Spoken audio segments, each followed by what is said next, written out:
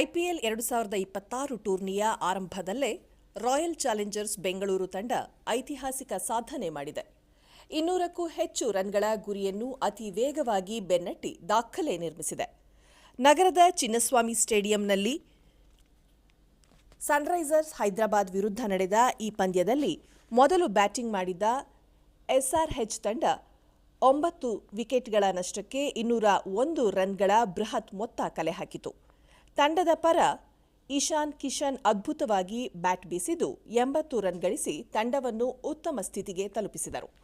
ಕೊನೆಯ ಓವರ್ಗಳಲ್ಲಿ ಕೆಲವು ವೇಗದ ರನ್ಗಳು ಬಂದ ಕಾರಣ ಆರ್ಸಿಬಿಗೆ ದೊಡ್ಡ ಗುರಿ ಎದುರಾಯಿತು. ಆದರೆ ಗುರಿ ಬೆನ್ನಟ್ಟಿದ ಆರ್ಸಿಬಿ ಆರಂಭದಿಂದಲೇ ಆಕ್ರಮಣಕಾರಿ ಆಟ ತೋರಿತು. ಪವರ್ ಪ್ಲೇಯಲ್ಲೇ ವೇಗವಾಗಿ ರನ್ಗಳನ್ನು ಕಲೆ ಹಾಕಿ ಪಂದ್ಯವನ್ನು ತಮ್ಮ ಹಿಡಿತಕ್ಕೆ ತೆಗೆದುಕೊಂಡಿತು. ವಿರಾಟ್ ಕೊಹ್ಲಿ ಮತ್ತು ದೇವದತ್ ಪಡಿಕ್ಕಲ್ ಜೋಡಿಯಾಗಿ ಕಣಕ್ಕಿಳಿದು ಅಬ್ಬರದ ಬ್ಯಾಟಿಂಗ್ ಮಾಡಿ ಪಂದ್ಯ ಸಂಪೂರ್ಣವಾಗಿ ಒಂದೇ ದಿಕ್ಕಿನಲ್ಲಿ ಸಾಗಿತು.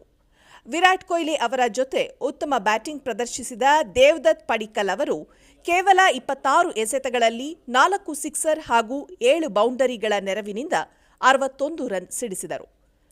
ಕೊನೆಯವರೆಗೂ ಕ್ರೀಸ್ನಲ್ಲಿದ್ದ ವಿರಾಟ್ ಕೊಹ್ಲಿ 38 ಎಸೆತಗಳಲ್ಲಿ 5 ಬೌಂಡರಿ ಹಾಗೂ 5 ಸಿಕ್ಸರ್ ನೆರವಿನಿಂದ ಅಜೇಯ 69 ರನ್ ಸಿಡಿಸಿದರು.